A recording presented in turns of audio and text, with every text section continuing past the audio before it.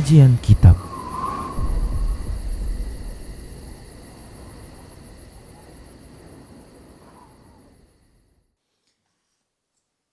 Bismillah, assalamualaikum warahmatullahi wabarakatuh. Innal hamdalillah nahmaduhu wa nasta'inuhu wa nastaghfiruh wa na'udzu billahi min shururi anfusina wa min sayyiati a'malina. Man yahdihillah fala mudhillalah wa man yudlilhu fala hadiyalah. Wa asyhadu an la ilaha illallah wahdahu la syarikalah wa asyhadu anna Muhammadan 'abduhu wa rasuluhu sallallahu alaihi wasallam. Qala Allah Ta'ala, ya ayyuhalladzina amanu taqullaha haqqa tuqatih wa la tamutunna illa wa antum muslimun. Ya ayyuhan nasu taqu rabbakumul ladzi khalaqakum min nafsin wahidah wa khalaqa minha zawjaha wa bassa minhuma rijalan katsiran wa nisaa'a. Wattaqullaha alladzi tasaaluna bihi wal arham innallaha kana 'alaikum raqiba. Ya ayyuhalladzina amanu taqullaha wa qulu qawlan sadida yuslih lakum a'malakum wa yaghfir lakum dhunubakum wa may yuti'illaha wa rasulahu faqad faza fawzan 'azima amma ba'd. Fa inna asdaqal hadisi kitabullah wa khairal huda huda Rasulillah sallallahu alaihi wasallam wa syarral umuri muhdatsatuha wa kullu muhdatsatin bid'ah wa kullu bid'atin dhalalah wa kullu dhalalatin finnar. Para hamba Allah rahimani wa rahimakumullah, kembali saya mengajak kepada saudara seiman semuanya, mari kita bersyukur kepada Allah Subhanahu wa taala atas semua kebaikan dan pemberian dari Allah tabaraka wa taala. Karena dengan bersyukur kepada Allah Subhanahu wa taala, dengan hati kita yang meyakini semua nikmat dan kebaikan itu datang darinya, dan bersyukur dengan lisan kita mengucapkan alhamdulillah,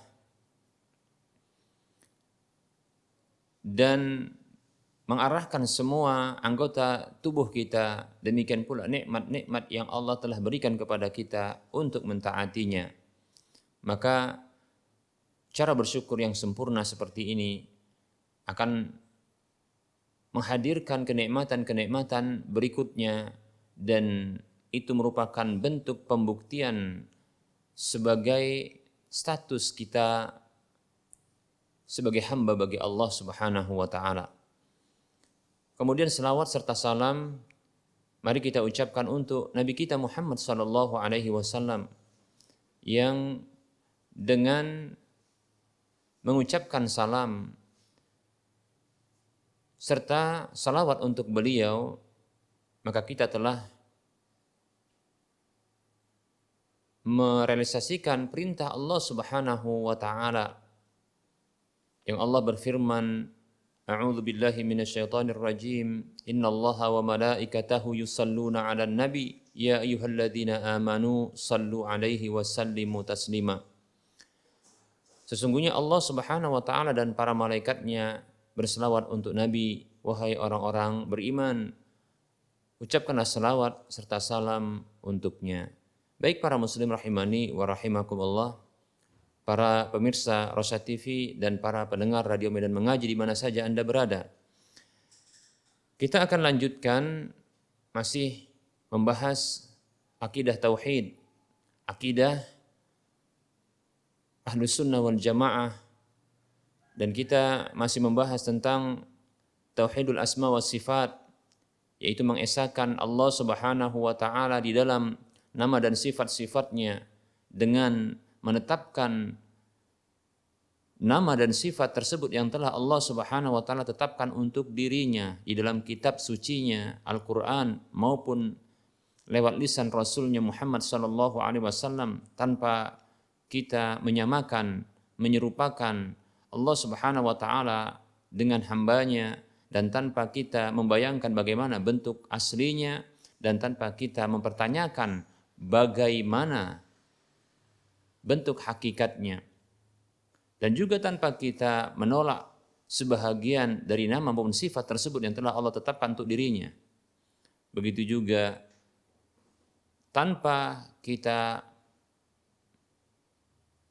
memalingkan atau merubah lafadz serta maknanya. Baik para muslim rahimani wa rahimakumullah. Dan kita juga masih membahas tentang penyebutan sifat-sifat Allah Subhanahu wa taala. Di antara sifat-sifat Allah Subhanahu wa taala yang begitu banyak dan kita tidak mampu untuk membatasinya dengan jumlah bilangan, berikut ini kita akan sebutkan di antara sifat-sifat Allah Subhanahu wa taala. Berikutnya adalah sifat berbicara bagi Allah Subhanahu wa taala, yaitu sifatul kalam. Sifat berbicara bagi Allah Subhanahu wa taala. Nah, para muslim rahimani wa rahimakumullah. Sesungguhnya Allah Subhanahu wa taala senantiasa dan selalu bersifat dengan sifat berbicara ini. Allah berbicara sesuai dengan kehendaknya dan keinginannya. Ya, dengan apa saja yang dia inginkan dan bagaimana pula dengan bagaimana ya caranya Allah Subhanahu wa taala berbicara tersebut. Allah Subhanahu wa taala berbicara ya, sesuai dengan keinginan dan kehendak Allah Subhanahu wa taala dan dengan cara apapun serta bagaimanapun caranya, ya. Dengan apa saja Allah Subhanahu wa taala berbicara dan kepada siapa saja Allah Subhanahu wa taala berbicara. Dan bagaimana cara Allah berbicara? Ya, maka tentunya adalah Allah berbicara dengan kalam yang hakiki. Yang pembicaraan Allah Subhanahu wa taala itu tentunya ya dengan adanya huruf dan suara yang bisa didengar oleh siapa saja yang Allah kehendaki dari kalangan makhluknya untuk bisa mendengarnya.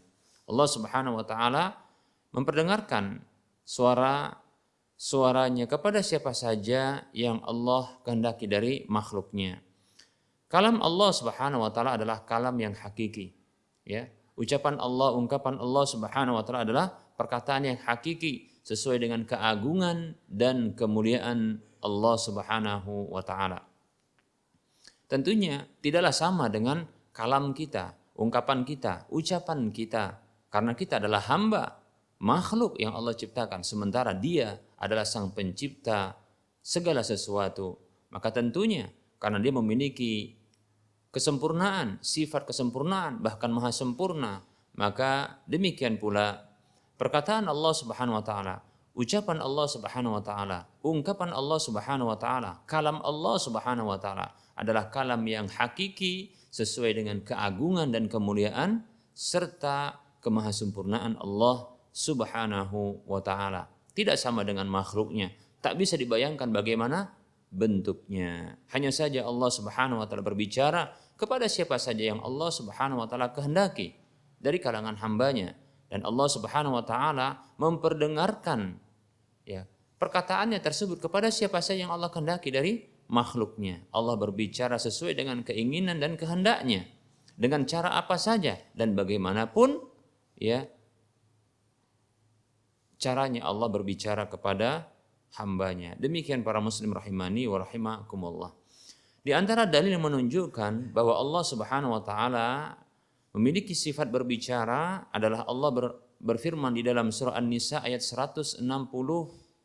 Allah mengatakan, A'udzu billahi minasyaitonir rajim wa kallamallahu Musa taklima. Dan Allah Subhanahu wa taala mengajak bicara ya Musa, dan Allah Subhanahu wa taala mengajak bicara Musa, ya Nabi Musa. Demikian pula firman Allah Subhanahu wa taala di dalam surah Al-Baqarah ayat 253.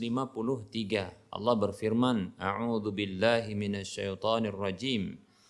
Tilkar rusulu faddalna ba'dahum 'ala ba'd. Minhum man kallama Allah wa rafa'a ba'dahum darajat. Itulah para rasul, kami lebihkan, kami berikan keutamaan sebahagian mereka di atas sebagian yang lain. Ini dalil yang menunjukkan bahwasanya para rasul mereka bertingkat-tingkat. Para rasul bertingkat-tingkat, ya, keutamaan mereka, kelebihan mereka, demikian. Nah, di antara kelebihan yang Allah berikan kepada mereka adalah ya, di antaranya adalah Allah mengajak bicara mereka. Minhum man kallamallah, di antara mereka ada yang Allah ajak bicara. Contohnya adalah seperti Nabi Musa alaihi salam. Sehingga Nabi Musa alaihi salam disebut dengan kalimullah, orang yang pernah diajak bicara oleh Allah Subhanahu wa taala. Wa rafa'a ba'dahum darajat, dan Allah mengangkat sebahagian para rasul tersebut beberapa derajat. Baik para muslim rahimani wa rahimakumullah. Allah lewat ayat ini, beberapa ayat ini Allah mengkabarkan kepada kita bahwasanya Dia berbicara dan mengajak bicara siapa saja yang dikehendaki. Di antaranya adalah para rasulnya. Demikian para muslim rahimani wa rahimakumullah. Dalil yang lain yang menunjukkan bahwa Allah Subhanahu wa taala berbicara. Allah berfirman di dalam surah Al-Kahfi ayat 109. Allah mengatakan, "A'udzu billahi minasyaitonir rajim. Qul law kana al-bahru midadan li kalimati rabbi lanafidal bahru qabla an tanfada kalimatu rabbi walau ji'na bimithlihi madada." Katakan Muhammad sallallahu alaihi wasallam, andaikan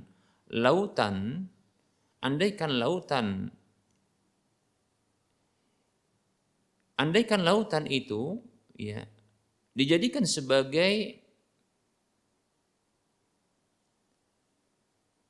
alat tulis tintanya untuk menuliskan firman-firman Allah Subhanahu wa taala, maka sungguh akan habislah lautan tersebut sebelum habisnya firman-firman Rabbku. Demikian ya.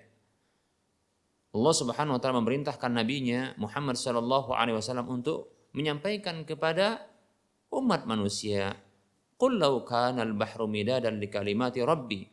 Katakan Muhammad sallallahu alaihi wasallam, andaikan lautan itu disiapkan untuk tinta menuliskan firman-firman Rabbku, lanafidal bahru, maka akan habislah, sirnalah, habis lautan tersebut qabla an tanfada kalimatu rabbi, sebelum berakhirnya firman-firman Rabbku. Demikian. Walau ji'na bimithlihi madada, walaupun kami datangkan yang semisal itu jumlahnya. Demikian. Lihat, luar biasa ya. Kalam Allah Subhanahu wa taala itu tidak bisa ditampung oleh lautan sekalipun untuk bisa ya menuliskannya bahkan sebagai tintanya. Demikian para muslim rahimani wa rahimakumullah. Andaikan lautan itu menjadi tinta untuk menuliskan firman-firman Allah, ungkapan-ungkapan Allah Subhanahu wa taala, maka tidak akan mampu ya, tidak akan mampu. Bahkan lautan itu akan habis untuk menuliskan firman Allah Subhanahu wa taala, sementara firman Allah Subhanahu wa taala masih berlanjut untuk diungkapkan, diucapkan, dikatakan. Demikian para muslim rahimani wa rahimakumullah. Nah, ini sebahagian dari dalil-dalil Al-Qur'an. Baik para muslim rahimani wa rahimakumullah. Barangkali ada yang bertanya, mengapa ya Ahlus Sunnah wal Jamaah ya mereka begitu terdorong, termotivasi untuk membahas tentang sifat kalam ini bagi Allah Subhanahu wa taala, karena ada sebahagian orang-orang yang menyimpang di dalam sifat kalam ini. Ya, mereka menyimpang di dalam menetapkan dan mengimani sifat kalam ini. Karena sebahagian mereka meyakini bahwa ya sifat kalam Allah Subhanahu wa taala itu diciptakan oleh Allah Subhanahu wa taala lalu itu terpisah dari Allah Subhanahu wa taala. Demikian. Yang disebut dengan kalamun nafsi, ya. Kalam ya diri sendiri, kalam yang terpisah, demikian. Baik para muslim rahimani wa rahimakumullah. Nah, tentunya ini ya hal yang menyimpang, hal yang jauh dari kebenaran. Demikian para muslim rahimani wa rahimakumullah. Sebenarnya mudah untuk menetapkan sifat kalam bagi Allah ini, ya. Sifat berbicara bagi Allah Subhanahu wa taala. Cukup jangan bayangkan bagaimana bentuknya. Ketika Allah berbicara, cukup jangan bayangkan bagaimana bentuknya dan jangan misalkan seperti makhluknya. Jangan berani-berani untuk menolaknya. Kemudian jangan pula dipalingkan, karena bentuk memalingkan atau merubah maknanya ini ya atau menetapkan hal yang lainnya selain yang ditetapkan ahlu sunnah wal jamaah, maka pada akhirnya mereka akan jatuh kepada penyimpangan. Di antaranya adalah memalingkan maknanya kepada makna yang lainnya. Demikian. Baik, berikutnya para muslim rahimani wa rahimakumullah, kita akan sebutkan dalil-dalil dari hadis Nabi SAW. Selain Allah Subhanahu wa taala menetapkan bagi dirinya sifat kalam itu, sifat berbicara itu bagi dirinya. Tentunya sesuai dengan keagungan dan kemuliaan Allah Subhanahu wa taala dan kemahasempurnaan Allah Subhanahu wa taala. Ini adalah kalam yang hakiki. Kalam yang hakiki yang sesuai dengan keagungan dan kemuliaan Allah Subhanahu wa taala. Baik, dalil dari hadis Nabi sallallahu alaihi wasallam. Jadi bukan hanya Allah yang menetapkan hal tersebut, bahkan Allah Subhanahu wa taala mewahyukan kepada Nabi kita Muhammad sallallahu alaihi wasallam, ya, bahwasanya dirinya memiliki sifat berbicara. Demikian. Nah, berikut ini di antara dalilnya. Dengan dalil ini ya menjadi bukti bahwa Allah memiliki sifat berbicara. Adalah hadis yang diriwayatkan dari sahabat Abu Sa'id Al-Khudri radhiyallahu anhu. Dari Nabi sallallahu alaihi wasallam bahwasanya beliau bersabda, yaqulullahu azza wa jalla yaumal qiyamati. Allah azza wa jalla, Allah yang maha perkasa lagi maha agung, berfirman pada hari kiamat, ya Adamu fayaqulu. Wahai Adam, itu firman Allah. Fayaqulu, lalu Adam pun menyahut, labbaika rabbana wa sa'daika. Aku memenuhi panggilanmu dengan senang hati wahai Rabb kami. Demikian. Baik para muslim rahimani wa rahimakumullah. Tidaklah Allah Subhanahu wa taala memanggil Nabi Adam alaihissalam seperti ini, melainkan ya, ini adalah dengan ungkapan dari Allah Subhanahu wa taala dan itu didengar oleh ya, Nabi Adam alaihissalam. Ya. Ini ungkapan dari Allah Subhanahu wa taala dan itu didengar oleh Nabi Adam alaihissalam. Sehingga Nabi Adam alaihissalam pun menyahut, ya, menyahut dengan mengatakan labbaika rabbana wa sa'daika. Ya. Aku memenuhi panggilanmu dengan senang hati wahai Rabbku. Fayunadi bisautin, maka ya Allah Subhanahu wa taala menyeru dengan suara, innallaha ya'muruka an tukhrija min dzurriyyatika ba'san ilan nar. Qala ya Rabbi wa ma ba'sun nar? Qala min kulli alfin tis'umi'atin wa tis'at min kulli mi'atin ya, tis'ata mi'atin ya wa tis'atin wa tis'ina ya.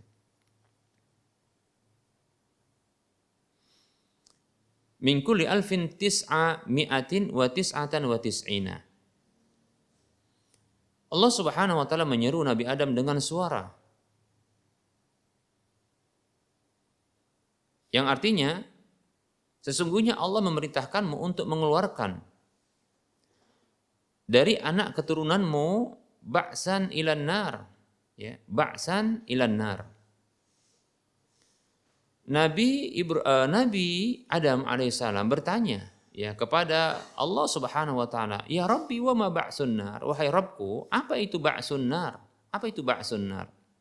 Ya. Apa itu orang yang ba'sun nar, yang dibangkitkan dari ya neraka itu? Qala, maka Allah Subhanahu wa taala berfirman, min kulli alfin tis'a mi'atin wa tis'ina wa tis'atan wa tis'ina. Dari setiap 1.000 orang, ya, maka keluarkanlah ya, 999 orang. Masya Allah ya. Dari 1.000 orang, ya, maka keluarkanlah 999 orang. Maksudnya dikeluarkan dari api neraka. Masya Allah. Ya. Fahina idin, ya, tada'ul hamilu hamlaha wa yashibul waladu ya, atau wa yashibul walidu wa taron nasa sukara wa mahum bisukara walakin adaballahi syadid. Maka ketika itu orang yang hamil itu melahirkan kandungannya, anak kecil menjadi beruban, dan engkau lihat orang-orang itu mabuk padahal mereka tidak sedang mabuk. Akan tetapi azab Allah begitu pedih. Demikian. Baik para muslim rahimani wa rahimakumullah, ini hadis yang dikeluarkan oleh Imam Bukhari dalam kitab sahihnya. Ini dalil para muslim rahimani wa rahimakumullah yang menetapkan bahwa Allah Subhanahu wa taala berbicara. Ya. Allah berbicara, bahkan didengar suaranya. Demikian para muslim rahimani wa rahimakumullah. Hadis yang lain.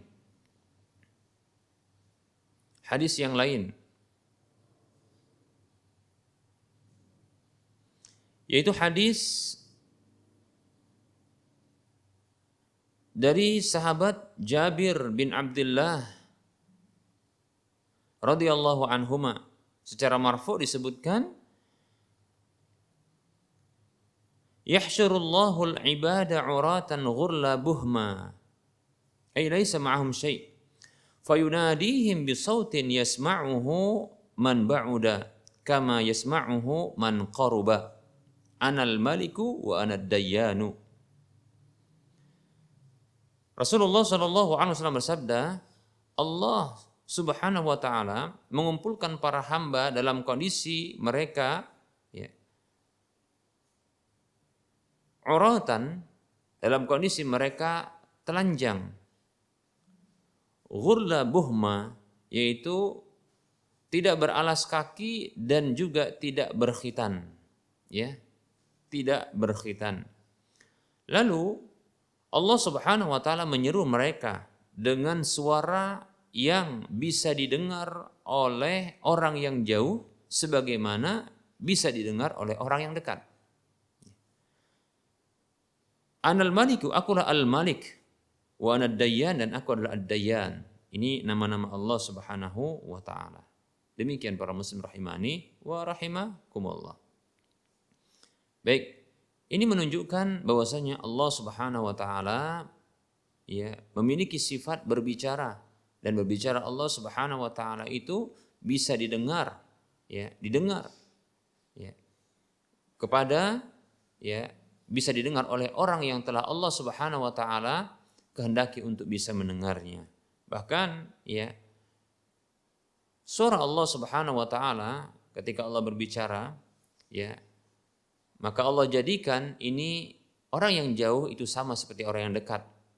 Itu mampu untuk bisa mendengar, ya, kalam Allah Subhanahu wa taala bila Allah menghendakinya. Baik, para muslim rahimani wa rahimakumullah. Nah, perlu kita sampaikan juga bahwasanya setelah kita membahas, ya, tentang, atau kita telah menjelaskan tentang sifat Allah Subhanahu wa taala, ya, tentang sifat berbicara bagi Allah Subhanahu wa taala, maka di antara sifat berbicara bagi Allah Subhanahu wa taala ini adalah Al-Qur'an. Para muslim rahimani wa rahimakumullah, Al-Qur'an itu adalah kalamullah ghairul makhluk. Kalamullah ghairul makhluk. Itu adalah firman Allah Subhanahu wa taala yang bukan makhluk. Ya. Dan Al-Qur'an ini merupakan, ya, salah satu dari sifat-sifat Allah Subhanahu wa taala, yaitu sifat berbicara, ya. Allah Subhanahu wa taala berbicara, ya, dengan lewat Al-Qur'an ini kepada para hambanya. Allah Subhanahu wa taala berbicara, ya, dan menyampaikan apa saja yang Allah Subhanahu wa taala inginkan untuk disampaikan itu lewat Al-Qur'an. Demikian. Sehingga Al-Qur'an itu adalah kalam Allah Subhanahu wa taala dan dia bukanlah makhluk. Demikian. Kalam, ya, Al-Qur'an adalah kalamullah ghairul makhluk. Al-Qur'an itu kalam Allah, bukan makhluk. bukan makhluk. Yang dia diturunkan kepada Nabi kita Muhammad sallallahu alaihi wasallam dengan perantaraan Jibril alaihissalam. Yang Al-Quran ini dimulai dari surah Al-Fatihah sampai surah An-Nas, berjumlah 114 surat. Yang dia apabila dibaca maka terhitung pahala. Demikian para muslim rahimani wa rahimakumullah. Ya. Nah ini Al-Quran. Ya. Bahkan Jibril alaihissalam ya mendengarkan Al-Quran itu dari Allah subhanahu wa ta'ala. Dan kemudian Jibril alaihissalam turun dengan membawa Al-Quran itu kepada Nabi kita Muhammad sallallahu alaihi wasallam. Maka sesungguhnya Al-Quran itu diturunkan oleh Allah subhanahu wa ta'ala. Dan dia bukanlah makhluk. Mengapa dikatakan bukan makhluk? Ya, karena dia adalah sifat Allah. Perlu kita ketahui. Sedikit kita akan jelaskan. Ya, bahwa sifat-sifat Allah subhanahu wa ta'ala itu bukanlah makhluk. Ya. Sifat Allah subhanahu wa ta'ala itu bukanlah makhluk. Ya. Karena sesungguhnya sifat itu mengikuti zat. Sebuah sifat itu mengikuti zat. Baik para muslim rahimani wa rahimakumullah. Ini adalah sesuatu yang logis. Ya. Ungkapan ini ungkapan yang bisa dan mudah untuk bisa diterima. Baik para muslim rahimani wa rahimakumullah, kita contohkan dalam kehidupan realita kita bahwasanya ada sesuatu ya, bahwasanya satu zat itu dia memiliki sifat. Namun sifat ini tidak bisa berdiri sendiri. Kita contohkan adalah sifat hitam, yaitu warna hitam. Sifat warna hitam. Seperti contohnya mikrofon ini, ya, ini berwarna hitam. Sifat hitam ini tidak bisa dia berdiri sendiri. Sifat hitam ini tidaklah bisa berdiri sendiri. Karena memang setiap sifat itu tidak bisa berdiri sendiri. Dia mengikuti zat. Dia melekat dan mengikuti zat. Tidak ada hitam berdiri sendiri. Ya, seperti itu. Seperti contohnya juga ya, saya disifati dengan ganteng, katakan begitu, karena bukan cantik kan begitu. Begitu juga mungkin disifati dengan manis. Ya. Maka sifat ganteng dan manis ini tidaklah berdiri sendiri, namun dia melekat kepada zat. Seperti itu. Tidak ada sifat yang berdiri sendiri. Ya. Oleh karenanya sifat-sifat ini dia mengikuti zat. Sifat yang ada ini mengikuti zat. Tidak ada sifat itu yang berdiri sendiri. Pasti dia adalah mengikuti zat. Demikian para muslim rahimani wa rahimakumullah. Nah, bila zatnya adalah makhluk, maka sifatnya juga makhluk. Demikian. Nah, apabila zatnya adalah bukan makhluk, bahkan dia adalah al-khaliq. Apabila ya, zatnya itu adalah bukan makhluk, bahkan dia adalah al-khaliq. Dia bukan diciptakan, bahkan dia adalah pencipta. Maka tentunya sifatnya itu juga mengikuti zatnya, yaitu bukan makhluk. Demikian. Ini ungkapan Ahlus Sunnah wal Jamaah. Bukan makhluk.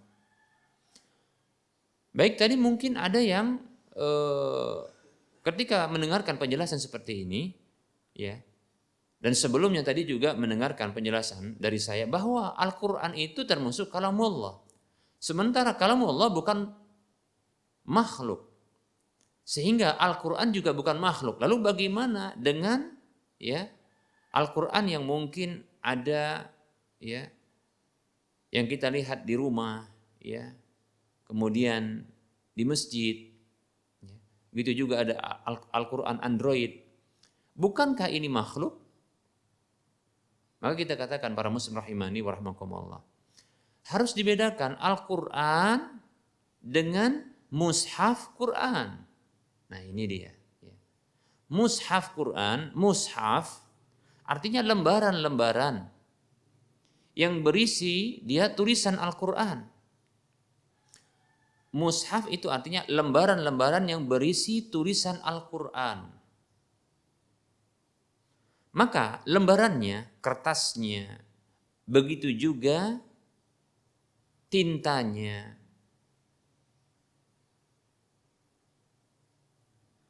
Dan seterusnya yang kita lihat itu, maka ini adalah makhluk.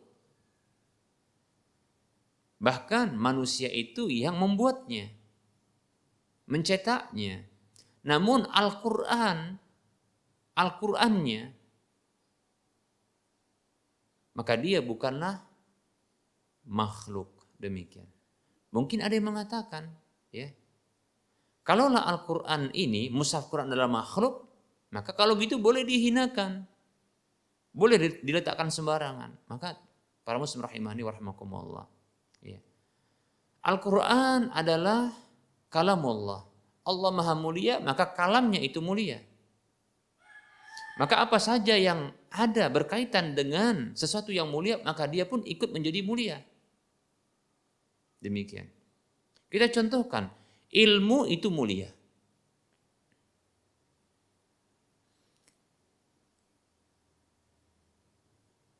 Dan tempat ilmu itu adalah akal, hati. Dan itu ada pada manusia. Sehingga ilmu itu mulia menyebabkan akal itu mulia. Dan pemilik akal itu adalah mulia. Manusia mulia. Dan semakin mulia ketika ilmu tersebut bertambah dan bertambah. Demikian. Bahkan ketika sebuah kertas yang berisi tulisan orang yang mulia, maka akan menjadi mulia kertas tersebut, berbeda dengan kertas yang lain, begitu. Oleh karenanya, ya, tidak boleh kita menghinakan, ya, sesuatu yang berkaitan dengan hal yang mulia, maka ini menghinakan sesuatu yang mulia tersebut, begitu. Nah, ini semoga bisa dipahami. Oleh karenanya, jangan seperti orang-orang liberal yang begitu lancang dan kurang ajarnya, ya.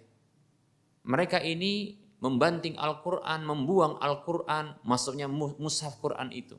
Dengan alasan ini kan makhluk, kita yang membuatnya, lantas dibanting. Demikian. Ya. Lantas dibuang, bahkan dipijak-pijak. Baik para muslim rahimani wa rahimakumullah. Ya. Baik para muslim rahimani wa rahimakumullah. Andaikan orang tersebut memiliki surat, menuliskan sebuah surat. Orang yang melakukan penghinaan terhadap Quran ini dengan menginjak, membuang, menginjaknya, ya, membuangnya, membantingnya, ya. Orang ini menuliskan surat. Lalu surat tersebut begitu sampai, maka lantas, ya, kita remas, lalu kita banting dan kita injak-injak. Apakah dia tidak marah? Tentu dia marah. Karena itu bentuk menghina dirinya. Padahal ini sekadar kertas.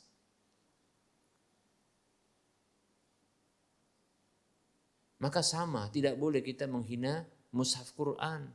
Karena ya, dia mengandung firman Allah Subhanahu wa ta'ala. Demikian. Para muslim rahimani wa rahimakumullah. Betul kita katakan bahwasanya itu adalah kertasnya, tulisannya, tintanya, itu adalah makhluk. Bahkan kita yang membuatnya, manusia yang membuatnya. Namun sesungguhnya Al-Qur'annya, yang ini tentunya tidak bisa diwujudkan karena dia sifat. Adapun yang diwujudkan itu adalah, ya, tulisan, demikian.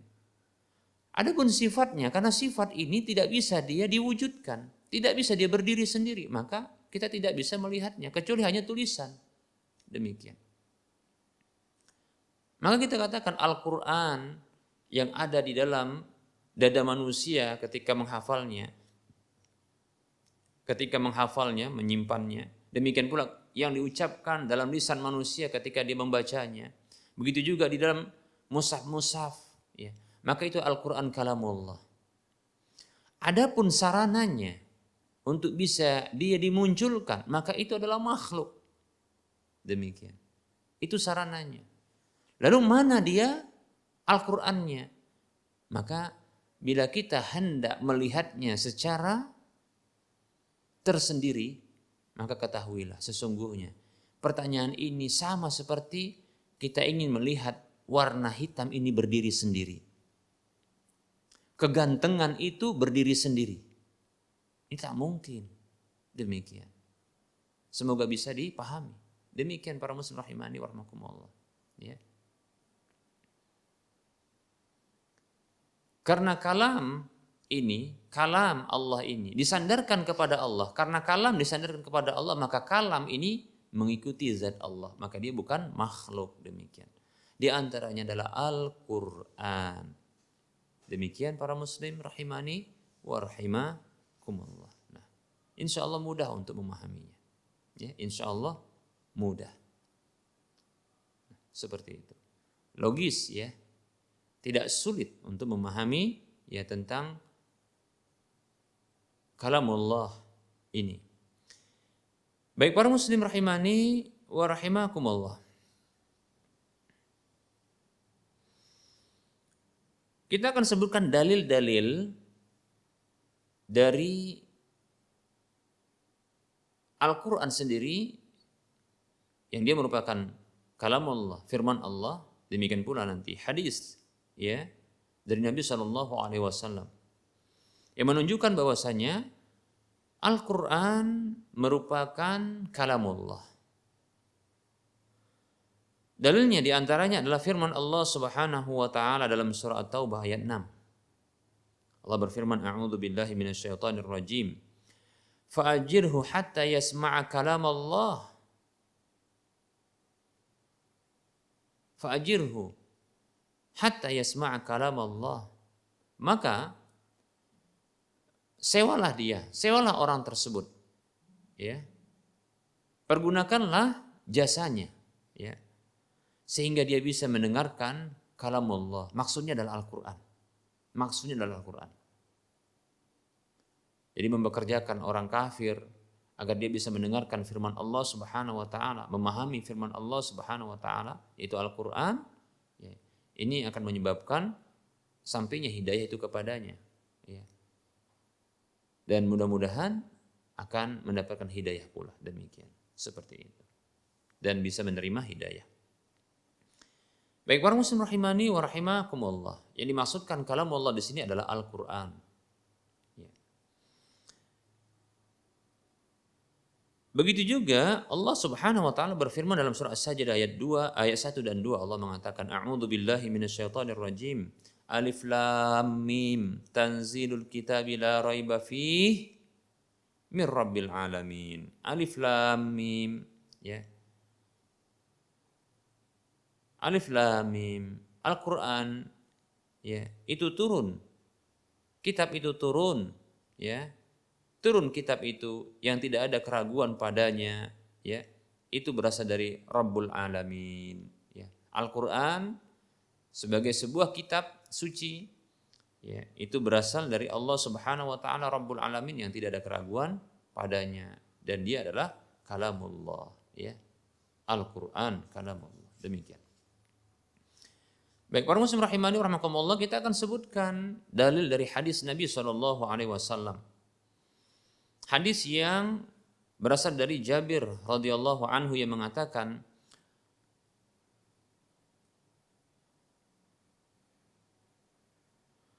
"Kana an-nabiyyu sallallahu alaihi wasallam ya'ridu nafsahu 'ala an-nasi bil mawqifi fayaqulu hal min rajulin yahmiluni ila qaumihi fa inna quraisyan qad mana'uni an uballigha kalama rabbi." Jabir radhiyallahu anhu mengisahkan dahulu Nabi SAW itu menawarkan dirinya kepada orang-orang di tempat berkumpulnya orang-orang ketika itu. Lalu beliau mengatakan demikian, "Adakah seseorang di antara kalian yang bisa membawaku kepada kaumnya? Karena sesungguhnya orang-orang Quraisy itu telah menghalangiku untuk menyampaikan, ya, firman Rabbku, kalam Rabbku." Demikian. Apa kalam Rabb Allah Subhanahu wa taala yang akan disampaikan oleh Nabi SAW adalah Al-Quran. adalah Al-Quran. Demikian. Ini dalil ya. Dalil hadis dari Nabi SAW. Ya, yang menunjukkan bahwasanya Al-Quran adalah kalamullah. Demikian para muslim rahimani wa rahimakumullah. Adapun ijma, ya, kesepakatan para ulama mujtahid ahlus sunnah wal jamaah setelah Nabi SAW tentang hukum syar'i. Mereka bersepakat ya, tentang masalah ini. Seorang ulama tabi'in yang mulia yaitu Amr ibnu Dinar mengatakan, adraktu ashaban Nabi sallallahu alaihi wasallam faman dunahum mundu sab'ina sanatan yaquluna al-Qur'anu kalamullahi minhu kharaja wa ilaihi ya'ud. Kata Amr ibnu Dinar rahimahullahu ta'ala, yang artinya aku mendapati para sahabat-sahabat Nabi SAW dan orang-orang setelah mereka, faman dunahum, dan orang-orang setelah mereka, semenjak 70 tahun yang lalu, mereka itu mengatakan Al-Quran itu adalah kalam Allah, firman Allah, ungkapan Allah, perkataan Allah. Minhu kharaja, dari Allah lah Al-Quran itu kharaja, keluar, ya, berasal, dan kepadanya Al-Quran itu akan kembali. Betul, Al-Quran kelak akan Allah Subhanahu wa ta'ala hilangkan, Allah angkat ke langit. Apa yang dihafal di dalam dada manusia sehingga manusia itu lupa, apa yang tertulis di dalam kertas-kertas, mushaf, maka itu akan dihilangkan oleh Allah, diangkat ke langit. Dan ini merupakan salah satu dari tanda-tanda kecil dari kiamat besar. Kelak Al-Quran akan diangkat, ya, ke langit oleh Allah Subhanahu wa ta'ala. Demikian. Ya.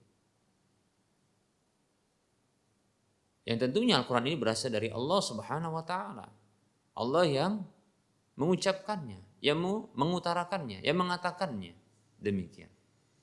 Yang dibawa turun oleh Jibril alaihissalam, yang didengar oleh Jibril dan dibawa turun oleh Jibril alaihissalam. Demikian. Dari Allah Subhanahu wa ta'ala. Ya.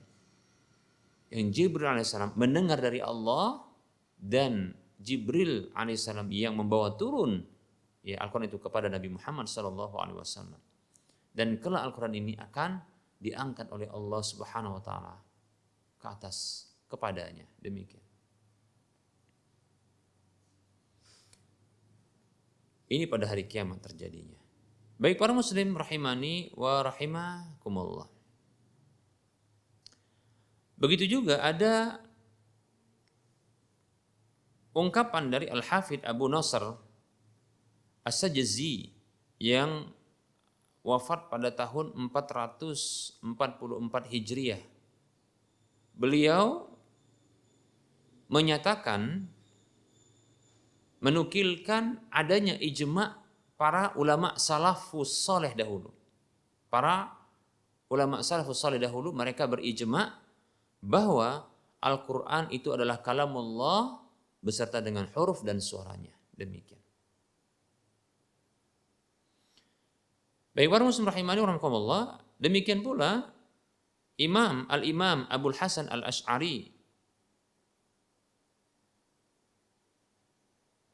rahimahullahu ta'ala di dalam kitab Maqalatul Islamiyyin di juz 1 halaman 345.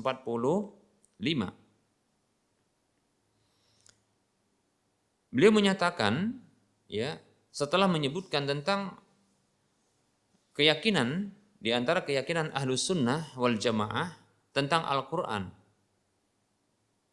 dan yang lainnya di dalam masalah akidah. Beliau mengatakan wa bikulli ma dzakarna min qaulihim naqulu wa ilaihi nadhhabu. Dan dengan setiap apa yang kita sebutkan dari perkataan mereka yaitu Ahlus Sunnah wal Jamaah, maka kita mengatakan demikian, dan kepada keyakinan dan perkataan ini, kita pun berkeyakinan seperti itu. Begitu juga di dalam kitab Al-Ibanah, ya, kitab beliau yaitu kitab Al-Ibanah, ya, fi Ushulid Diyanah, ini punya Al-Imam Abul Hasan Al-Asy'ari di halaman yang ke-16 juga menukilkan hal yang sama, menyebutkan hal yang sama, bahwasanya Al-Qur'an itu adalah kalamullah bukan makhluk, demikian. Kalamullah, ya, Al-Qur'an itu adalah kalamullah bukan makhluk, firman Allah dan bukan makhluk, demikian. Kemudian berkata Syekhul Islam Ibnu Taimiyah rahimahullahu taala, "Wa laisa fil a'immati was salafi man qala innallaha la yatakallamu bisautin." Tidak ada di kalangan imam-imam, para ulama Ahlus Sunnah wal Jamaah dan para salafus saleh dahulu yang mengatakan, tidak ada yang mengatakan sesungguhnya Allah tidak berbicara dengan suara. Tidak ada yang demikian. Allah berbicara dengan suara tentunya, sehingga bisa didengar oleh Jibril alaihissalam, demikian. Baik para muslim rahimani wa rahimakumullah, maka Al-Quran itu adalah kalamullah, firman Allah, perkataan Allah, ucapan Allah secara hakiki yang sesuai dengan keagungan dan kemuliaan Allah Subhanahu wa taala, yang tak sama seperti makhluknya, yang tak bisa dibayangkan bagaimana bentuk hakikatnya, yang tak boleh bagi kita untuk menolaknya, dan tak boleh bagi kita untuk memalingkan serta merubah maknanya. Itu adalah kalam Allah yang hakiki, yang sesuai dengan keagungan dan kemuliaan Allah Subhanahu wa taala, baik itu hurufnya dan maknanya, demikian. Maka apabila seorang hamba membaca firman Allah Subhanahu wa taala, maka bacaan suara dari orang yang membaca tersebut itu adalah makhluk. Akan tetapi sesuatu yang dibacanya, yang dia tidak bisa diwujudkan karena dia merupakan sifat, maka itulah kalamullah yang dia bukan makhluk, demikian, ya, seperti itu. Begitu juga apabila kita mendengar suara orang yang membaca Al-Quran, maka suara yang kita dengar itu adalah makhluk, ya. Akan tetapi sesuatu yang didengar, yang dia itu tidak bisa diwujudkan, Al-Quran yang dibaca itu, yang tak bisa dia diwujudkan, yang tak bisa juga dia, ya, untuk dilihat, karena dia merupakan sifat, maka dia bukanlah makhluk, demikian. Begitu juga mushaf Quran, begitu juga apa yang ditulis oleh manusia dari Al-Quran. Maka kita katakan, kembali kita tegaskan bahwasanya kertasnya, tulisannya, ya, begitu juga tintanya, maka itu makhluk. Hanya saja sesuatu yang ditulisnya, ya, sesuatu yang ditulisnya, yang itu tidak bisa diwujudkan sesungguhnya, yang dia merupakan Al-Quran yang tak bisa diwujudkan itu, karena dia adalah sifat yang tidak bisa berdiri sendiri, maka dia adalah bukan makhluk, demikian. Jadi semua sifat-sifat Allah Subhanahu wa taala, maka itu mengikuti zat Allah. Karena zat Allah bukan makhluk, bahkan Allah Subhanahu wa taala sang pencipta, bukan yang dicipta. Ya. Maka sifat-sifatnya juga mengikuti zatnya. Itu bukan makhluk, tidak dicipta. Demikian para muslim rahimani wa rahimakumullah. Nah, semoga ini, ya, bisa dipahami, ya, keterangan ini. Mudah-mudahan. Wallahu ta'ala a'lam.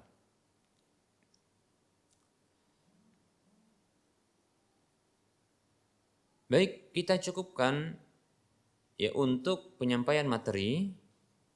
Kita lanjutkan dengan pengutaraan pertanyaan lalu mencoba untuk bisa menjawabnya. Baik, ada pertanyaan. Assalamualaikum warahmatullahi wabarakatuh. Semoga Ustadz selalu dalam lindungan Allah. Amin. Wa anta kadzalik. Wa anti kadzalik. Wa antum kadzalik. Ya. Mau tanya Ustadz, beberapa tahun yang lalu saya pernah melakukan hubungan badan dengan suami di siang hari Ramadan. Qadarullah suami sudah meninggal dunia 4 tahun yang lalu. Rahimahullah. Pertanyaannya, apa yang harus saya lakukan untuk menebus dosa saya dan suami? Apakah saya bayar kafarah saya sendiri atau wajib? Ya, bayarkan kafarah suami juga.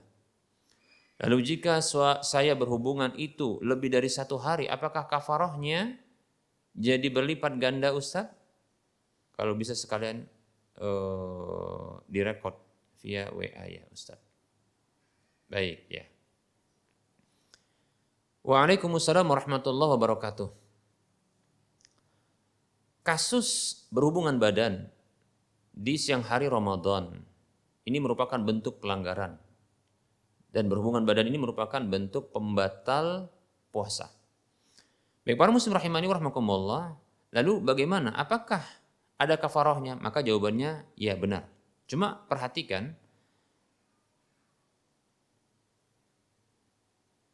permasalahannya adalah apakah orang yang melakukan hubungan badan di siang Ramadan ini mengetahui tentang hal ini atau tidak? Baik para muslim rahimani wa rahmakumullah. Nah, maka kita rinci. Yang pertama,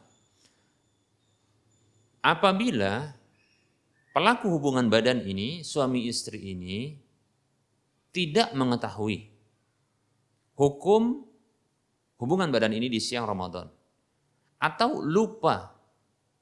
Yang kedua, kondisinya lupa, tadi tidak tahu, atau lupa, demikian. Atau bagi wanita yang dia tahu, dan dia tidak lupa, namun dia dipaksa. Ya, maaf mungkin bahasanya agak sedikit tabu ya, diperkosa katakan begitu, tapi oleh suaminya. Maaf mungkin dalam kondisi tidur, tidak tahu dan seterusnya, ya. Nah, seperti ini sepakat para ulama ya, tidak ada kafarah tebusan yang harus ditebusnya, demikian. Ya. Tidak ada kafarah yang ditebusnya. Karena tadi kita katakan tidak tahu tentang hukumnya, atau karena dia lupa, atau bagi wanita dia dipaksa. Demikian, ya. Kondisi yang kedua, kondisi yang pertama tidak ada hukum baginya sehingga tidak ada ya kafarah, tidak ada tebusan yang harus ditebusnya. Demikian. Baik para muslim rahimani wa rahimakumullah.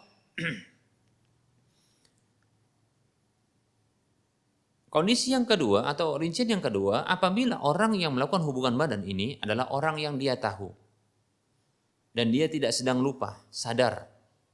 Dan itu atas dasar pilihannya sendiri ketika melakukan hubungan badan di siang Ramadan. Tahu hukumnya itu sebagai pembatal, demikian pula ya tahu juga dia tentang kafarahnya, tebusannya. Kemudian dia dalam kondisi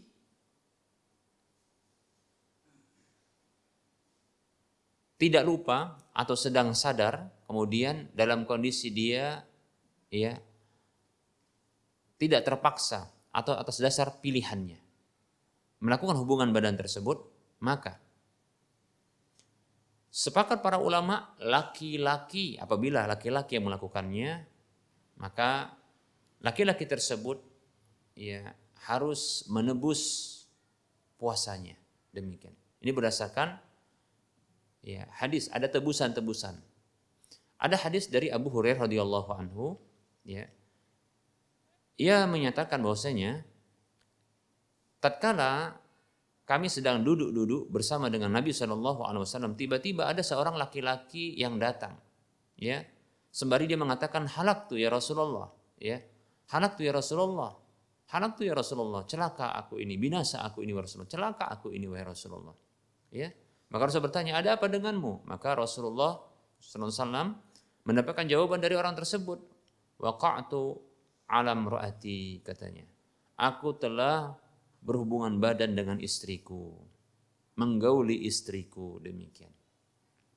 Maka Rasulullah SAW ya bertanya kepadanya, apakah engkau memiliki budak yang bisa engkau bebaskan? Jawabannya tidak. Jadi tebusannya adalah ya membebaskan budak. Ini yang pertama. Jawabannya adalah tidak, dia tidak punya. Kemudian yang kedua, apakah engkau mampu berpuasa 2 bulan berturut-turut? Maka dia berpikir, tidak. Kenapa tidak mampu? Karena berpuasa saja, ya 1 hari, ya ini itu tidak mampu baginya untuk menahan syahwatnya, di mana dia berhubungan badan di siang hari Ramadan. Ya. Katanya tadi apa? Waqa'tu ala imro'ati, aku menggauli istriku sementara ini bulan Ramadan, demikian, seperti itu ya. Demikian.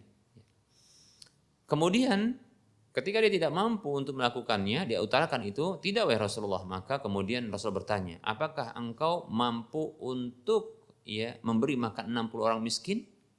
Maka dia mengatakan, tidak wahai Rasulullah. Demikian. Kenapa? Ternyata dia adalah orang miskin. Bahkan orang yang paling miskin di Madinah. Demikian. Hadis ini walaupun ada beberapa penggalan ya dari hadis ini yang belum kita terjemahkan, tapi kita cukupkan sampai di sini bahwasanya inilah dia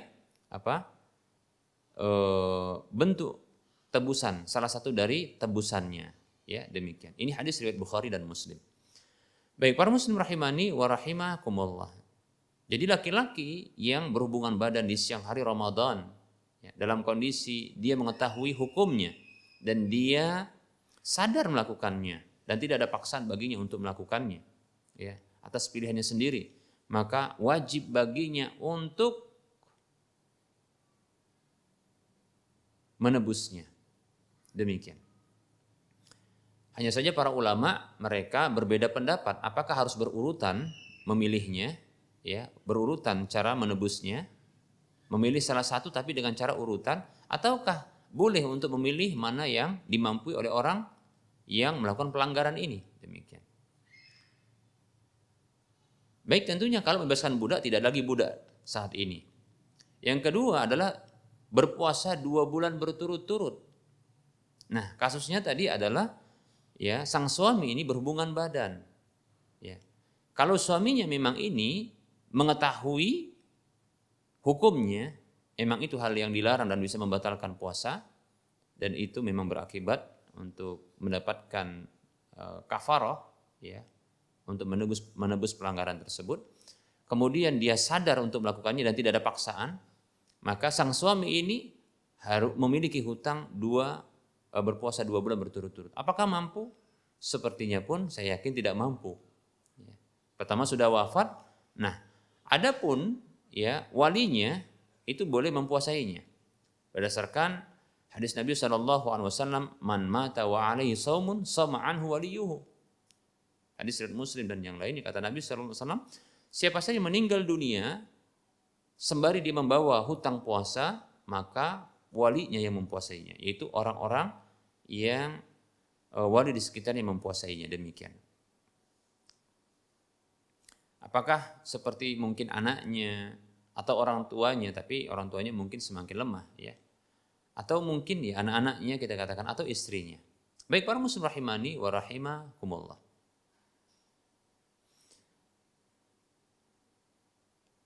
Sepertinya 2 bulan berturut-turut ini berat.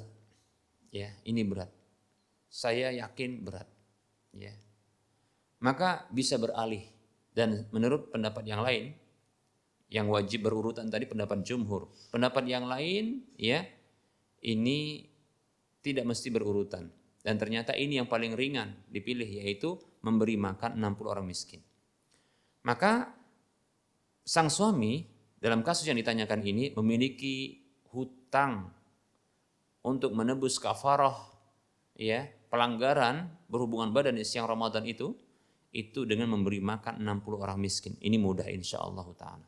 Oleh karenanya, ya, saya berharap, ya, ringankanlah hutang, ya, suami ini dengan membayarkan kafarah pelanggarannya, tebusan atas ya pelanggaran berhubungan badan di siang Ramadan itu.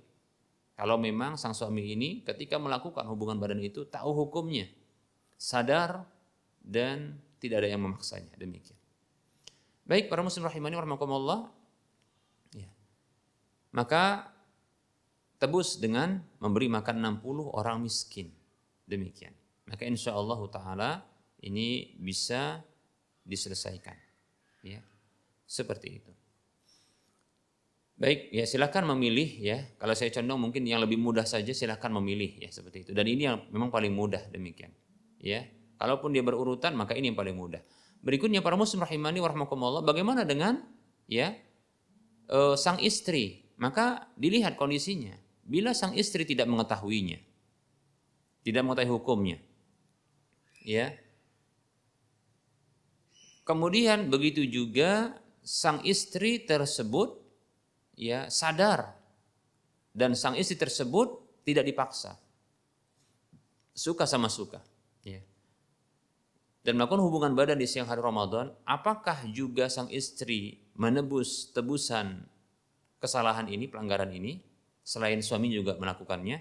Maka para ulama juga berbeda pendapat, demikian, ya, berbeda pendapat. Wallahu ta'ala a'lam. Ya, dalam hadis yang kita sebutkan tadi memang tidaklah ya, dan hadis-hadis yang lain tidaklah disebutkan bahwasanya sang istri melakukan tebusan tersebut. Ya. Sang istri melakukan tebusan tersebut, ya. Tidak disebutkan dalilnya. Sehingga pendapat yang kuat ya, sang istri tersebut ya tidak diberikan ya pembebanan untuk menebus pelanggaran tersebut. Ya, demikian. Tidak menanggung kafarahnya. Ya, tidak menanggung kafarah atas pelanggaran tersebut, ya. Kecuali wallahu taala alam, kecuali ternyata permintaan ya hubungan badan itu ya, bahkan paksaan itu dilakukan ya oleh sang istri kepada sang suami. Maka dalam hal ini ya kemunculan dari hubungan badan di siang hari Ramadan ini merupakan pelanggaran itu dari sang istri, maka istri juga dikenakan. Wallahu taala alam. Ya, berbeda halnya bila ini dari sang suami. Demikian, ya. Wallahu taala alam. Baik, kemudian bagaimana bila ini dilakukan berkali-kali? Ya, berkali-kali. Ya, bila dalam satu hari di mana telah melakukan hubungan badan, kemudian nanti katakanlah di waktu pagi, kemudian nanti di waktu siang, di hari yang sama. Maka apabila belum ditunaikan ya tebusan kafarah tersebut, ya, maka di sini sepakat para ulama hanya melakukan satu tebusan saja, demikian. Ya. Bagaimana berhari-hari namun belum ditebus? Ya, berhari-hari namun belum ditebus seperti ini, maka wallahu taala alam terjadi perbedaan pendapat di kalangan para ulama. Ada yang mengatakan bahwasanya ini ditebus ya setiap harinya, ya, demikian. Karena pembatalan itu dilakukan setiap harinya. Maksudnya setiap hari di mana dilakukan hubungan badan tersebut. Jadi selama hari-hari yang batal itu, ya, yang dilakukan pembatalannya dengan berhubungan badan, maka selama itu juga hari-hari Ramadan itu ditebus. Demikian, ditebus. Jadi pendapat yang wallahu ta'ala alam ya lebih kuat. Jadi harus juga ditebus. Ingat, ini kondisinya bila ya pelaku hubungan badan tersebut dia mengetahui hukumnya. Kemudian dia menyadarinya. Ya, menyadarinya. Tahu dan menyadarinya, demikian. Ya. Dan kemudian ya dia tidak dipaksa untuk melakukan hal tersebut. Baik para muslim rahimani wa rahmakumullah, ya. Namun bila tidak menyadarinya, ya, dan dia tidak tahu hukumnya, lebih-lebih dia dipaksa, contohnya, ya, bagi wanita, maka tidak ada tebusan tersebut baginya. Demikian. Semoga bermanfaat. Wallahu a'lam. Baik, kita melanjut kepada pertanyaan berikutnya. Assalamualaikum Ustadz, tolong jelaskan tentang laki-laki wajib sholat ke masjid. Terus bagaimana dengan anak, istri di rumah?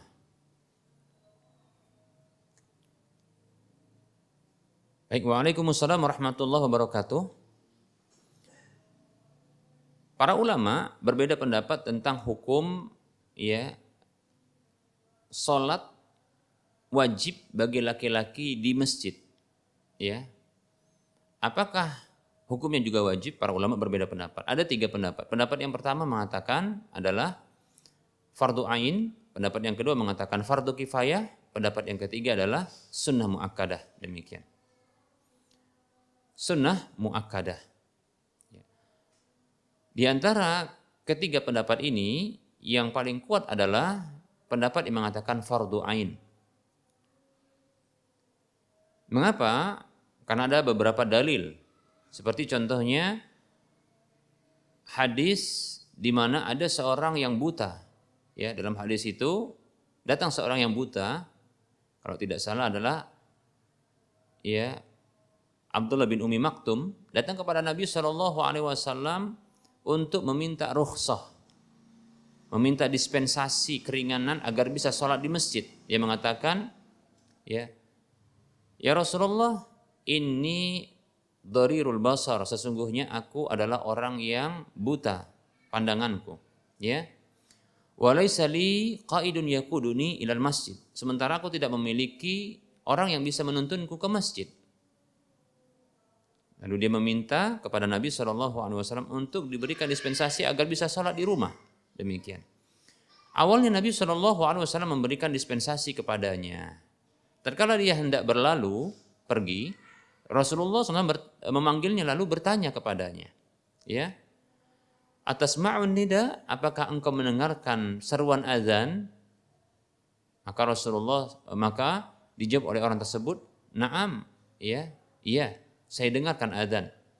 Maka Rasulullah mengatakan fala idzan. Kalau begitu, ya, kalau dalam hadis fa'ajib. Ya, maka Rasul mengatakan fa'ajib, maka penuhi. Lihat Rasulullah SAW menarik kembali dispensasinya keringanan yang diberikan kepada orang buta tersebut, ya, untuk sholat di rumah. Padahal dia tidak punya penuntun yang bisa menuntunnya. Demikian, ya. Orang buta, demikian, ya. Allah tarik dispensasinya. Mengapa? Karena dia mendengarkan seruan azan. Maka ini menunjukkan bahwasanya fardu ain. Andaikan fardu kifayah, maka tentunya cukup untuk diwakilkan kepada orang lain. Ya. Begitu juga kalau sunnah muakkadah. Demikian, ya. Seperti itu. Baik. Nah, ketika kita dapatkan ada orang-orang yang tidak buta, sehat badannya, ya, sempurna ya, anggota tubuhnya, namun dia tidak ke masjid, tidaklah yang menghalangi dirinya, sementara dia seorang muslim, ya, untuk memenuhi seruan Allah Subhanahu Wa Taala, sholat ke masjid, melainkan karena kebutaan pada hatinya, demikian. Kebutaan pada hatinya, seperti itu. Ya. Dan ini membutakan imannya. Seruan itu mestinya mendorong dia untuk apa? Untuk ke masjid. Karena Allah sesungguhnya yang memanggilnya, walaupun lewat suara muadzin. Allah memanggilnya, hayya 'alas shalah, ayo mari menuju salat. Hayya 'alal falah, ayo menuju kemenangan. Karena orang yang salat pasti akan menang, demikian. Namun tak tergerak hatinya. Tak tergerak hatinya. Padahal ya telinganya mendengarkan seruan tersebut. Sesungguhnya ya yang buta itu bukan matanya, namun yang buta adalah hatinya. Demikian. Para muslim rahimani wa rahimakumullah. Lalu bagaimana dengan anak istrinya di rumah? Maka istrinya silahkan untuk salat di rumah, berjamaah dengan anak-anaknya. Silahkan, tidak masalah. Ya. Bila anak laki-laki maka ajari untuk bersama dengan ayahnya sholat di masjid. Demikian. Siapkan pakaiannya ya oleh ibunya untuk dia bisa ke masjid. Disiapkan dia untuk bisa ke masjid. Demikian. Ya. Demikian. Kalau anak perempuan maka sholat di rumah bersama. Diajari untuk berjamaah, kebersamaan, ya, agar muncul ya dalam dirinya itu kebersamaan. Karena kebersamaan ini memunculkan kecintaan, demikian. seperti itu. Ya. Maka para istri, ya mestinya mereka, ya para istri mendidik anak-anak perempuan mereka untuk sholat berjamaah di rumah, bukan sendirian. Demikian, ya. Seperti itu. Baik, para muslim rahimani wa rahimakumullah. Boleh juga, ya, seorang suami, tatkala dia telah melakukan sholat berjamaah di masjid, sholat fardu, maka silahkan bagi dia untuk kembali ke rumah. Lalu dia mengimami, ya, istrinya dengan sholat yang sama. Adapun sholat di masjid itu terhitung salat fardu. Adapun di rumah yang mengimami istrinya maka itu terhitung salat sunat. Demikian. Boleh, ya. Boleh sesekali demikian. Wallahu taala a'lam.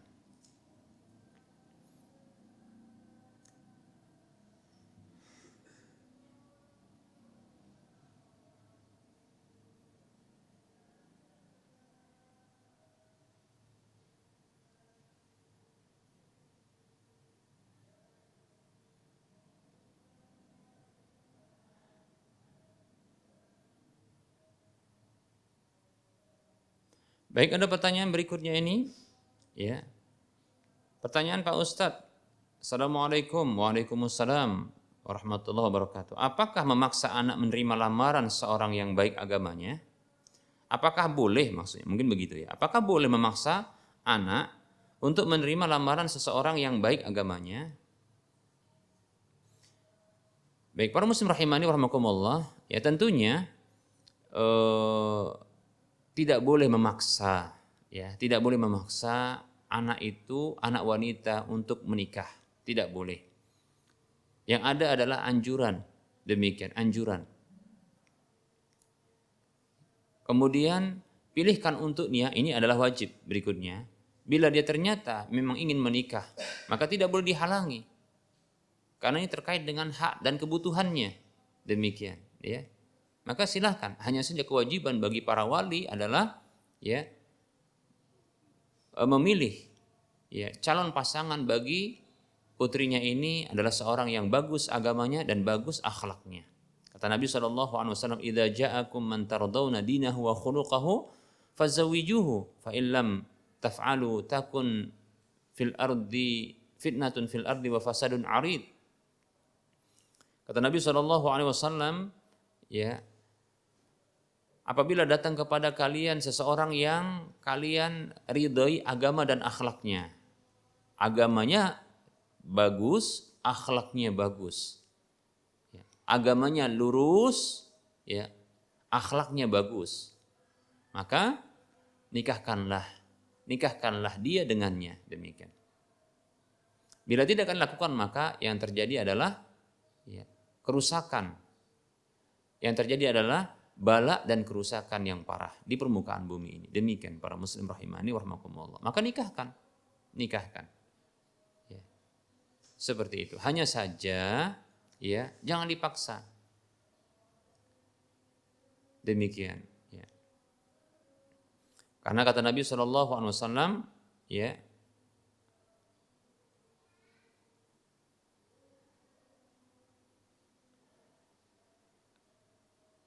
la tungkahul bi'ru hatta tusta'dhanu, ya.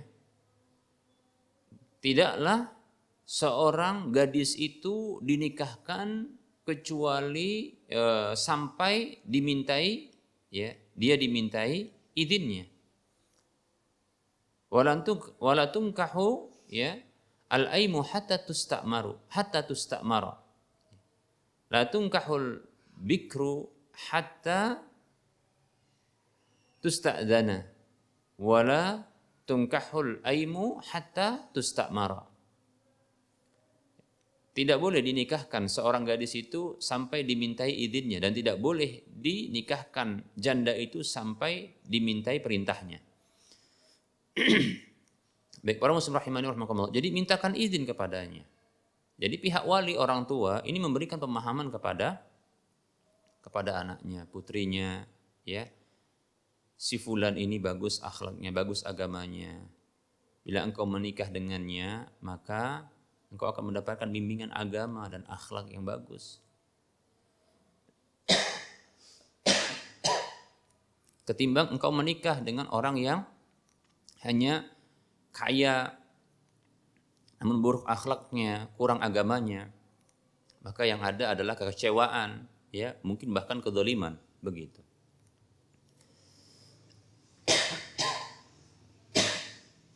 Baik para muslim rahimani wa rahimakumullah, barangkali ini penyampaian yang bisa kita lakukan pada pertemuan kali ini. Mohon maaf atas segala kekurangan.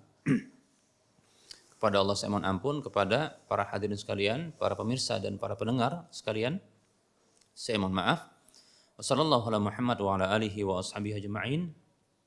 Subhanakallahumma wa bihamdika asyhadu an la ilaha illa anta astaghfiruka wa atubu ilaik. Walhamdulillahi rabbil alamin.